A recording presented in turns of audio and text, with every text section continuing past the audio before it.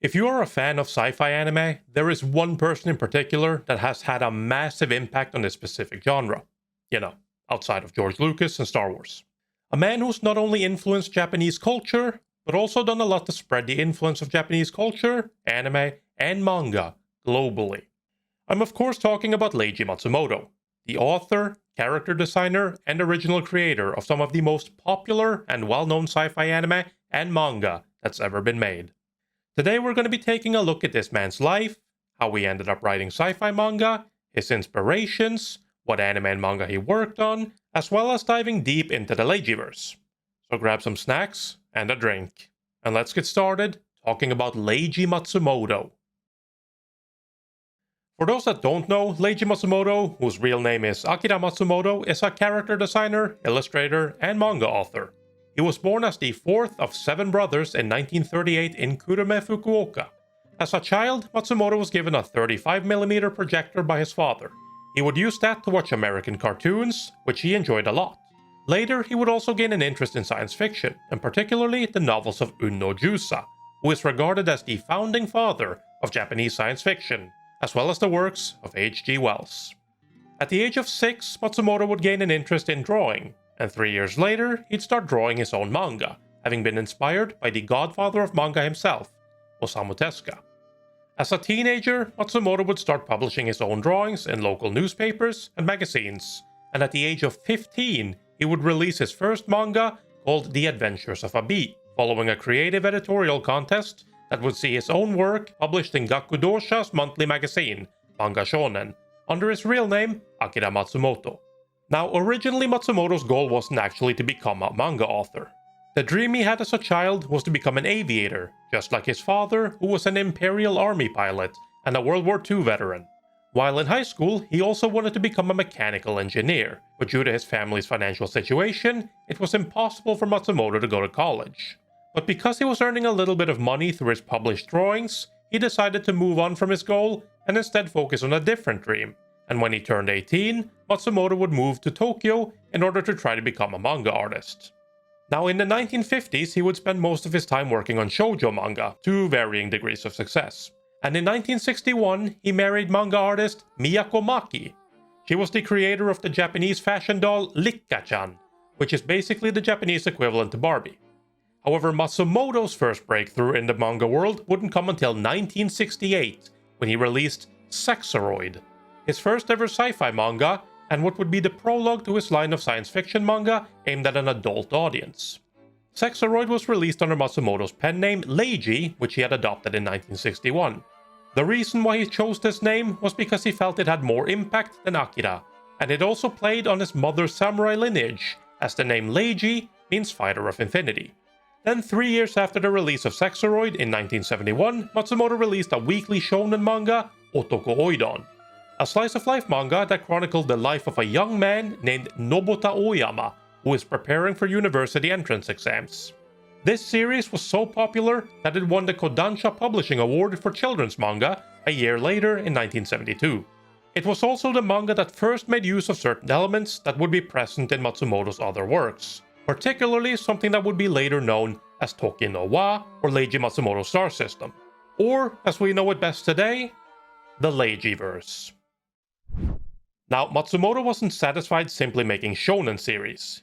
He wanted to keep making more adult-themed manga similar to his previous work Sexoroid, so in 1972 he would release a new manga called Gunfrontier.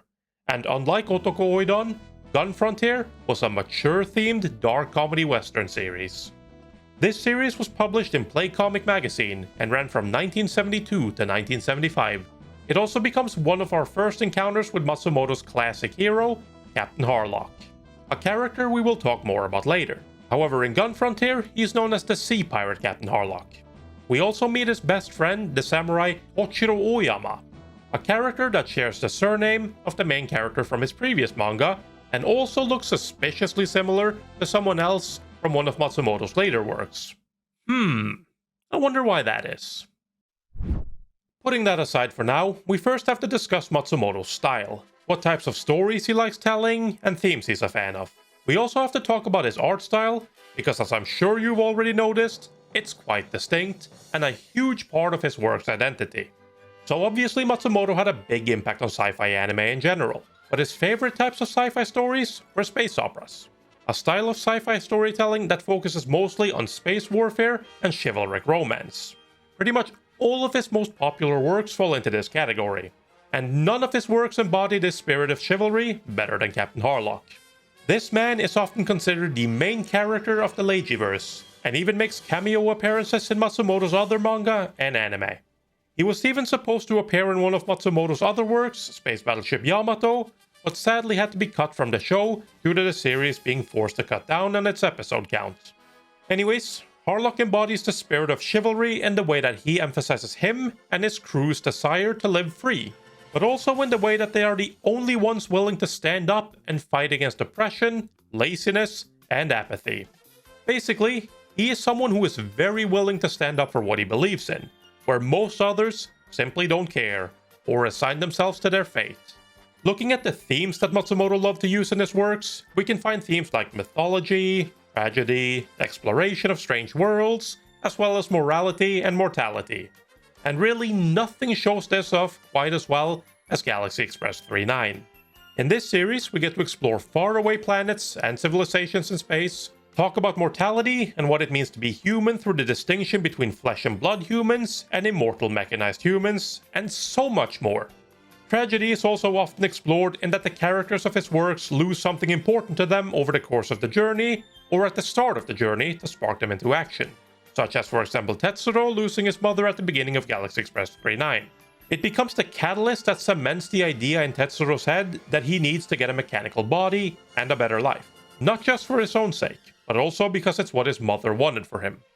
Now, the thing about Matsumoto's works that definitely catches most people's eyes first is his art style. It's quite distinct and stands out from a lot of other shows, not just of today, but even of the 70s and 80s. Particularly the way he draws female characters is very unique. They're usually tall, very thin, and usually blonde. Now, the reason why his main female characters often look like this is because they are based on a popular German actress from the 50s and 60s named Marianne Hold. She was Matsumoto's celebrity crush from his teenage years. He discovered her when he watched the 1955 movie Marianne of My Youth, and because of the striking impression she had on him at a young age, he tended to draw his main heroines in her image, often emphasizing their slender frame, lanky limbs, and big eyes with long eyelashes. Now, no matter what you actually think of the art style, one thing is definitely for certain. No one draws women like Leiji Matsumoto. His style is so incredibly distinct that you could easily pick his heroines out of a lineup, and honestly, that's a good thing. It's always helped him stand out, but it's not just his art style that stands out, it's also his stories. So let's take this opportunity to talk about some of Matsumoto's most notable works. Now, obviously we know that Sexoroid and Otoko Oidon were the manga that kickstarted his career as a mangaka, but his real impact on anime first came with the 1974 anime series, Space Battleship Yamato. The funny thing about this is that Matsumoto actually wasn't originally supposed to work on this show. He had been approached about it, but he ultimately declined because they wouldn't give him full creative control. So because of this, Eiichi Yamamoto was originally in charge of overseeing the project.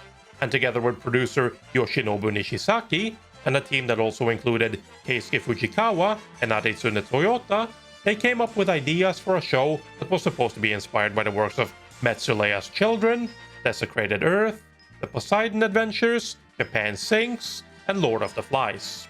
However, as the general premise and idea behind Yamato was made, Eiichi Yamamoto would eventually have to leave the project to work on a documentary film instead. The man they wanted as replacement was Toshio Masuda, who's had an amazing career as a film director. However, he ended up declining due to having other projects to work on. And so the team behind Yamato once again decided to approach Leiji Matsumoto to take the helm on the project. This time he agreed to it and set out to overhaul the story, change the design of the spaceship to look like the famous Japanese World War II battleship, the Yamato, and also introduce the wave motion cannon, which funnily enough is a reference to his erotic comedy manga Sexoroid. The story they eventually settled on was about humanity's journey to the faraway planet of Iskandar, a last-ditch effort to save planet Earth from the total annihilation of all life, with the enemy alien race, the Gamilas, bombing Earth with radiation.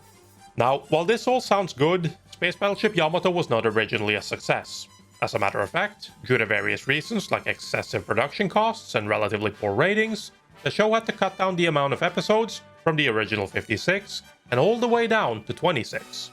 However, despite the initial poor reception of the show, it would eventually grow more popular with time. And through Yamato's focus on a more complex and adult story, it would go on to inspire other great shows like Gundam, Evangelion, and Macross. And even the 1977 movie Star Wars looks like it had some inspiration from Yamato, though this has never been publicly confirmed by George Lucas. But it goes to show the impact that Leiji Matsumoto would go on to have on anime and even fiction and arts as a whole. And despite the initial poor reception, the show would get recap movies and even sequels later. However, Matsumoto was not done there. In 1977, he would go on to create the manga that tells the story of the main character of the Leijiverse, namely Space Pirate Captain Harlock. This manga would be 5 volumes long and would also be adapted into a 42-episode long anime in 1978, produced by Toei Animation and directed by Rintaro. Now, Space Pirate Captain Harlock was actually originally pitched by Matsumoto as a TV anime project. However, due to certain reasons, the project was not realized right away. However, as Matsumoto was already working on the manga, it would start publishing first through Playcomic.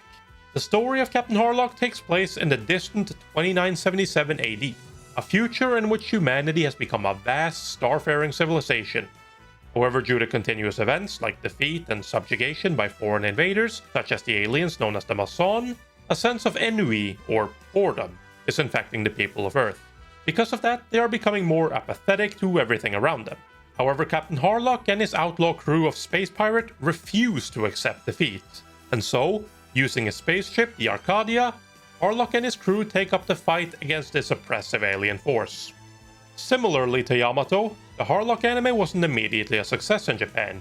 It received quite low ratings for a primetime TV anime at the time.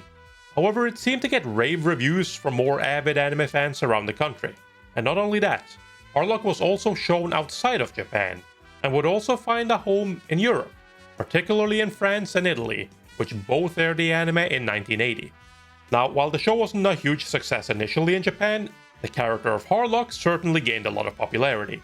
In 1979, Harlock won the first annual Anime Grand Prix for Favorite Character, as voted on by fans. And in 2006, Harlock, as well as the characters of Galaxy Express 39, were recognized in the 3rd set of Anime Heroes and Heroine stamps.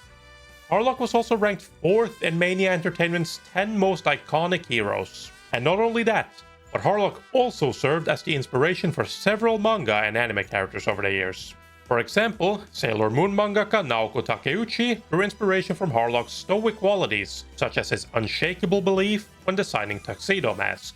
Even Harlock's basic character design is thought to have been a source of inspiration for Osamu Tezuka's manga character, Blackjack. So there's a chance that Matsumoto's work has even influenced the very person who inspired him to make manga in the first place. That's pretty cool.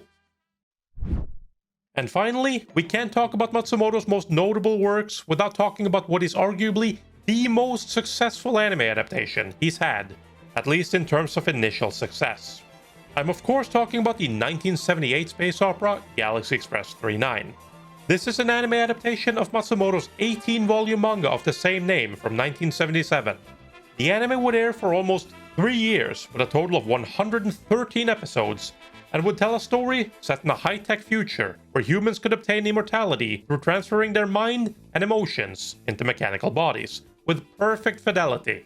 And it's this promise of ascending to greatness through becoming a mechanical human that makes 10-year-old Tetsuro and his mother try to break away from poverty and slavery to get aboard the mythical Galaxy Express and get their own mechanical bodies so that they can live free as immortals. The inspiration for Galaxy Express 39 came from Kenji Miyazawa's famous 1934 novel Night on the Galactic Railroad, a story about a lonely boy named Giovanni who suddenly finds himself on a steam train that's crossing the stars in the galaxy, together with another boy named Campanella. And on their trip, they get to witness amazing sights and meet various people. It's a story with heavy religious themes and a philosophy of self-sacrifice. This story gave Matsumoto the idea of a steam train that runs through the stars in the sky, which would be the centerpiece to this spacefaring story. being that it's the vehicle that takes main character Tetsuro on a journey through space, where he gets to visit many faraway planets, all with the goal of getting a mechanical body when the train reaches its end stop. So like I said earlier, this anime was very well received, but so was the manga. As a matter of fact, the manga would win the 1978 Shogakukan Manga Award for Shonen Manga, and in 1981, the anime would win Animage's Anime Grand Prix prize for Best Anime of the Year, as voted on by Animage readers. So yeah, Galaxy Express was pretty popular. So popular, in fact, that Fuji TV wanted something from Matsumoto to take its place when the series ended, which is why an adaptation of another one of Matsumoto's mangas would take its time slot on TV, namely Queen Millennia, a sort of prequel to Galaxy Express set in the, at the time, not so distant future of 1999. However, sadly, this show didn't have the same draw power as Galaxy Express, and was therefore ended after only 42 episodes, as opposed to its intended 52 episodes. But Matsumoto should have been used to that at this point. Now, in 1996, Matsumoto would also release a sequel manga to the series, with the same name that takes place 1 year after the events of his original manga.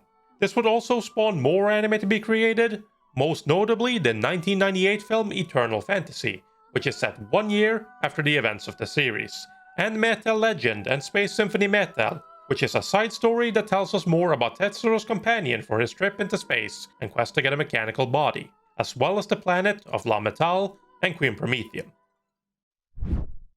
One of the last things we have to discuss when talking about Leiji Matsumoto is his star system, or Toky Noa, otherwise known as the Leijiverse. Leijiverse is a term used to describe the shared, albeit loose star system of works that connects Leiji Matsumoto's most popular sci-fi series. It is based around the concept that time is a loop. So what connects these works, like for example Galaxy Express 39 and Space Pirate Captain Harlock, are mostly the use of spaceships and characters. People like Captain Harlock and his ship the Arcadia not only appear in Space Pirate Captain Harlock, but also in other works like Galaxy Express 39 and even Gunfrontier.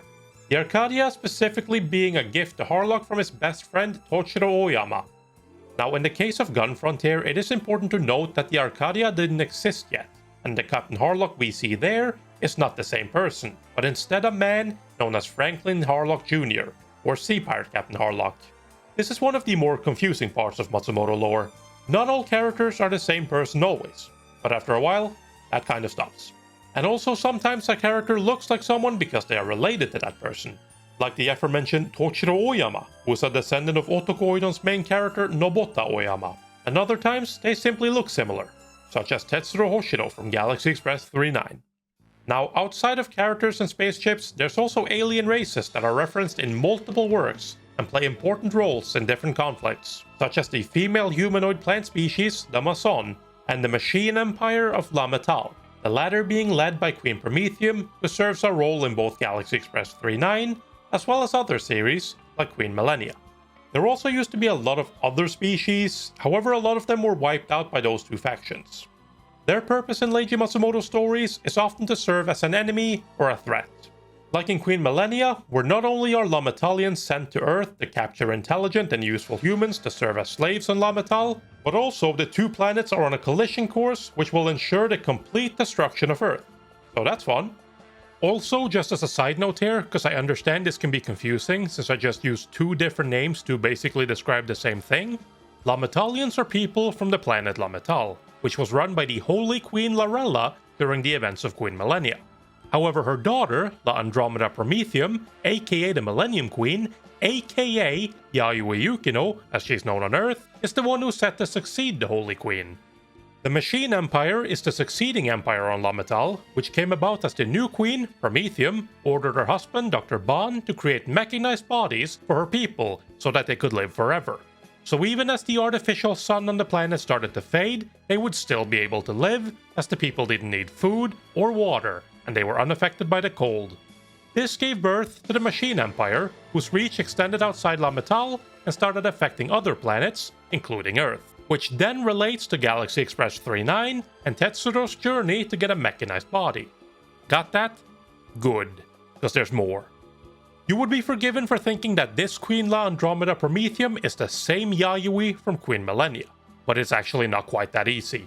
You see, Queen Prometheum is actually a mechanized person that's fused with her husband, Dr. Bond, and due to interference from another scientist named Hardgear, Prometheum ended up as a cold, emotionless machine guided by Dr. Bond's intelligence. And after a failed attempt from Hardgear to have Prometheum integrated into himself, he ended up assimilating into Prometheum instead, turning her into a tyrant. So that is basically why Metel, who is Prometheum's daughter, is working against her to stop the human mechanization project in Galaxy Express 39. All of that is to say that it's impossible to say if this is actually the same Yayoi from the Queen Millennia series. And that's even without going into the potential of this being a clone, since there were apparently clones made of her as well. Listen, I'm trying here, but the Leijiverse has such loose continuity that it's sometimes impossible to tell how things are even supposed to be connected. Let's just move on. Now that piece of lore dump leads us right into another important factor in Matsumoto's works. Our very own home planet, Earth. However, its role in his stories varies from series to series. In some stories, it can be a point of interest for domination, like in the case of the Mason, who are trying to claim Earth as theirs. This is because their original home planet, which had the same name as they do, was destroyed as their mother star exploded into a supernova. So in search of a new home, they spread out across space as a planet-conquering empire. And while living undercover on Earth for what was theorized to have been since the dawn of humanity, Queen Rafflesia decided to make Earth their new home during the events of Space Pirate Captain Harlock.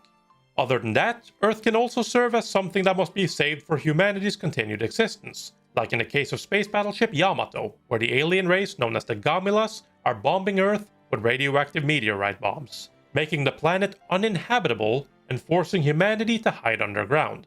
Earth has also been made into something to avoid, like in Captain Harlock's case, due to Earth's corrupt politicians and the general apathy of the people. However, even in this case, Harlock will still try to save Earth if he can. So as you can tell, the Leijiverse is made up of a lot of loose threads that gives a level of continuity to some of the different works that Matsumoto has made over his career. But also the threads are sometimes so loose that there isn't really a perfect continuity to everything, which does make one question how much of it is intentional and how much is just coincidental. However, according to Leiji Matsumoto himself, he writes his works with the intention of them all just being one big work with different series focusing on different parts of the whole. There isn't really a very good way to properly break down the Leijiverse and the chronology of it all.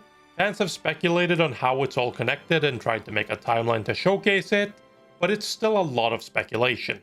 So because of that, and the fact that breaking down all of the events of Matsumoto's works would take an entire video on its own, I'm not going to be going into the events that make up the Leijiverse and its chronological order. If you want to see that and read it for yourself, I'll leave a link to it in the description in a pinned comment, and you can look at it for yourself if you're interested. So to start wrapping things up, we also need to talk about Matsumoto's later life in order to show just how great of an impact this man had on not just the anime and manga industry, but also how his creations were recognized as having made significant contributions to the arts and literature. Not only did Matsumoto make manga and work on anime, but he was also tasked with making music videos for a popular French house music group. I'm of course talking about Daft Punk. Matsumoto would supervise the creation of animated music videos set to tracks from Daft Punk's 2001 album, Discovery. These music videos would also be turned into the 2003 anime movie Interstellar 5555, the story of the secret star system. A story of the abduction and rescue of an extraterrestrial pop band. The animation for these were done by Toei Animation and directed by Kazuhisa Takenouchi. The concept for the movie was to make a story that merged sci-fi and entertainment industry culture, which was supposed to be made as a live-action movie. However, as that fell through, Daft Punk decided to go with animation, and tried multiple styles before they eventually settled on their childhood hero, Leiji Matsumoto. And with this help, they created a movie that showcases a lot of Matsumoto's main themes, such as the romanticism of noble sacrifice and remembrance of fallen friends. And this collaboration also further solidified his reputation, especially with French fans. In 2010, Leiji Matsumoto was awarded the Japanese Order of the Rising Sun 4th class. This order is handed out to people who have rendered distinguished service to the state in various fields except military service. Matsumoto received this order for his contribution and work on promoting Japanese culture overseas. And in 2012, he would also be awarded the French Order, the Order of Arts and Letters, at the rank of Knight. This order is awarded as recognition for someone's significant contribution to arts, literature, or the propagation of these fields. Specifically, Matsumoto received this honor due to space pirate Captain Harlock's influence on French culture. This just goes to show how much impact Matsumoto's works had on not just anime and manga, but also on arts and literature in general as well. And through his efforts, he managed to create works that would grow the appeal of Japanese stories, culture, animation, and comics on a global scale. Then, in 2019, Matsumoto would suffer severe respiratory problems that would cause him to collapse during an event in Turin, Italy. He was there to celebrate the 40th anniversary of the Captain Harlock anime adaptation. He was taken to the hospital in critical condition and had a breathing tube inserted. 2 days later, he was considered to be out of danger. However, on February 13, 2023, Matsumoto would suffer an acute heart failure in a hospital in Tokyo, and at the age of 85, Matsumoto would pass away, leaving behind his wife of 60 plus years, and bring an end to the story that was his life. So yeah, that was Leiji Matsumoto and his works and impact on both sci-fi manga and anime.